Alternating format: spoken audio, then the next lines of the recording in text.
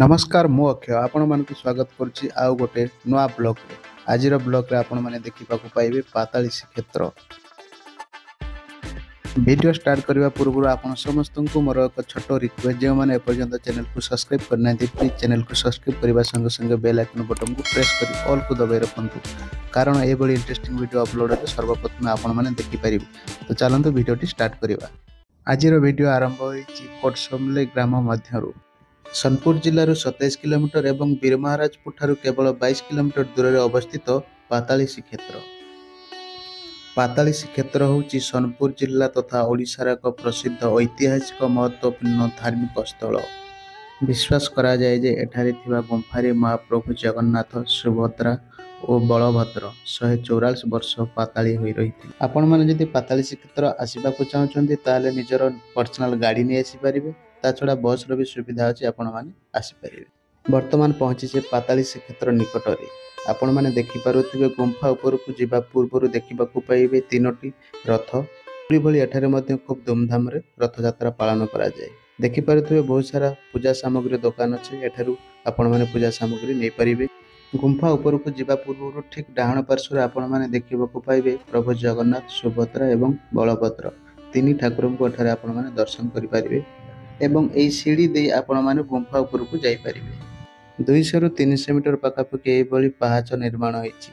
बाकी आपण को पथुरिया रास्ता देखिबा को मिलेबे। गुंफा ऊपर को जिबा बेले आपण माने देखि परिबे बाम पार्श्व रे एक टांकी रो निर्माण होईची।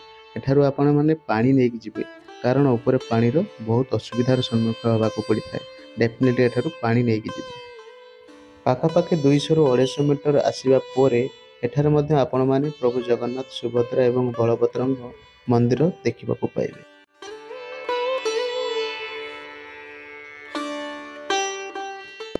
आपण माने चाहिले मंदिर पर्यंत पर्सनल गाड़ी साहाय्य रे मध्ये आसी परिबे। टू व्हीलर ठारू आरंभ करी फोर व्हीलर पर्यंत नेकी आसी परिबे। रास्तार भल सुविधा रहिछि।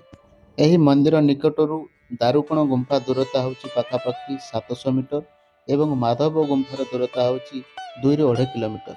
जय जगन्नाथ हेलो हाय छाड़ू जय जगन्नाथ कहतु ये विभिन्न स्थान रे बोर्ड लगा जाइए। आपण माने जिबा बेले देखिबा को पाइबे। आपण माने देखि पारुथिबे गुंफा ऊपर को जिबा बेले किभली भाबरे पथुरिया रास्ता हेछि। एभली पथुरिया रास्ता को अतिक्रम करिया पई श्रद्धालु भक्त माने किभली भाबरे हाथ रे ठेंगा एवं बोतल ले गुंफा ऊपर को यात्रा आरंभ करूछंती। आपण मानकु भी मु सजेस्ट करूची जेते बेले आपण माने गुंफा ऊपर को यात्रा करूछंती डेफिनेटली सांगरे पानी बोतल एवं ठेंगा नहीं यात्रा करंतु कारण एभली पथुरिया रास्ता दी ठेंगा साहाय्य रे आपण माने आसी परिबे। पहाड़ तल मंदिर निकटरू पाखापाखि 700 मीटर आसीबा पोरे वर्तमान पहुंची आपण माने देखि पारुथिबे दारुकोण गुंफा निकट रे।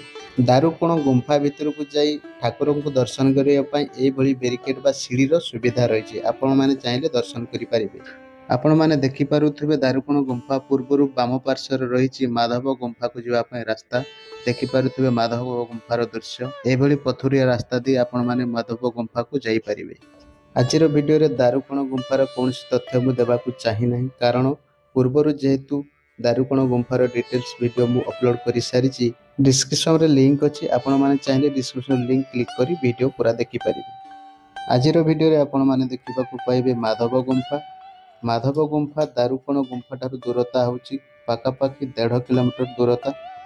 माधव गुंफा जिबा पई आपनको दुईटी रास्ता देखिबा को मिलिबो।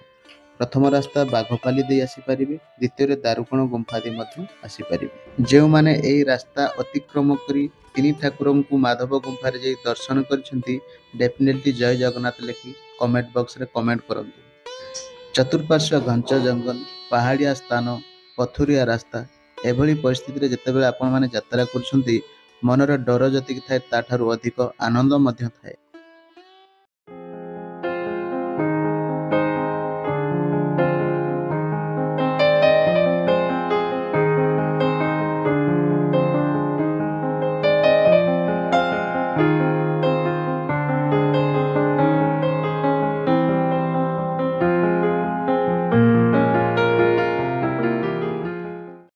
वर्तमान पहुंचे माधव गुंफा पहाड़ शीर्ष रे।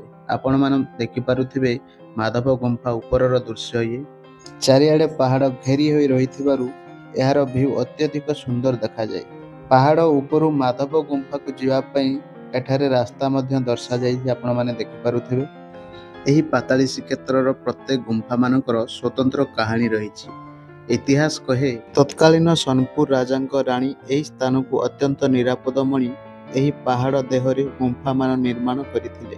ଚାରିଆଡ଼େ ପାହାଡ଼ ଘେରି ହୋଇ ରହିଥିବାରୁ ଏହା ଏକ ଉପତ୍ୟକା ଭଳି ମନେ ହୁଏ। ଶତ୍ରୁ ଏ ସ୍ଥାନକୁ ଯିବାକୁ ହେଲେ ଅତିକ୍ରମ କରିବାକୁ ପଡ଼େ ଅନେକ ପ୍ରାକୃତିକ ପ୍ରତିବନ୍ଧକ।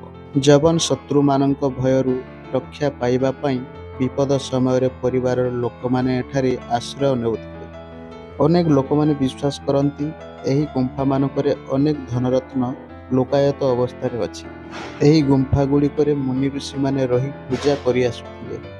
ଏହି ପାହାଡ଼ରେ ଥିବା ଗୁମ୍ଫାଗୁଡ଼ିକୁ ସ୍ଥାନୀୟ ଲୋକମାନେ ବିଭିନ୍ନ ନାମରେ ନାମକରଣ କରିଛନ୍ତି, ଯଥା ମାଧବ ଗୁମ୍ଫା, ଧନା ଗୁମ୍ଫା, ରାଣୀଖୋଳ ଗୁମ୍ଫା, ଦାରୁକଣ ଗୁମ୍ଫା ଇତ୍ୟାଦି ବିଭିନ୍ନ ନାମରେ ନାମକରଣ କରିଛନ୍ତି। ଅନେକ ସମୟରେ ବିଭିନ୍ନ ସ୍ଥାନରୁ ଭକ୍ତବୃନ୍ଦ, ଗବେଷକ, ଐତିହାସିକ ଓ ଜଗନ୍ନାଥ ସଂସ୍କୃତି ଉପରେ ଅନୁସନ୍ଧାନ କରୁଥିବା ବ୍ୟକ୍ତିମାନେ ଏଠାକୁ ଆସି ଏ ଅଞ୍ଚଳ ବୁଲି ଯାଇଛନ୍ତି।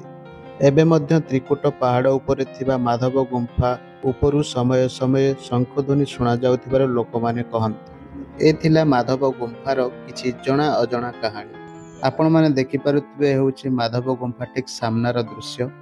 ନିଶାଦ୍ରବ୍ୟ ବ୍ୟବହାର କରି ଭିତରକୁ ଯିବା ମନା। ପାତାଳୀ ଶ୍ରୀକ୍ଷେତ୍ର ନିକଟସ୍ଥ ସବୁଜ ଉପତ୍ୟକା ଓ ତରଙ୍ଗାୟିତ ପର୍ବତମାଳା ମନକୁ ଆନ୍ଦୋଳିତ କରେ।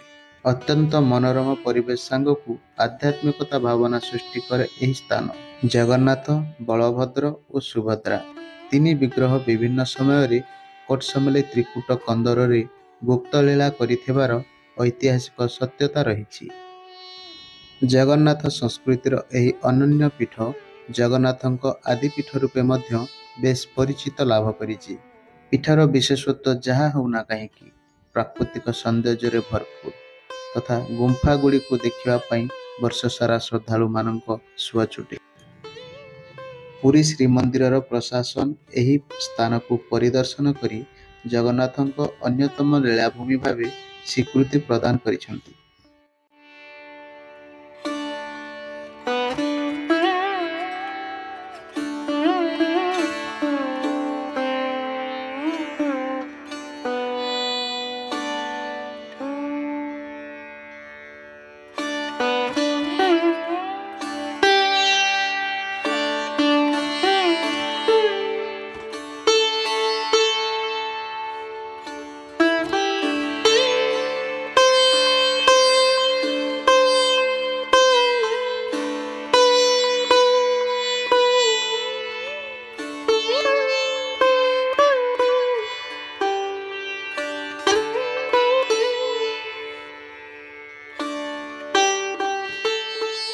ପର୍ଯ୍ୟଟନ ଋତୁରେ ଥରୁଟିଏ ବୁଲିବାକୁ ଆସନ୍ତୁ ଏହି ପାତାଳୀ ଶ୍ରୀକ୍ଷେତ୍ର।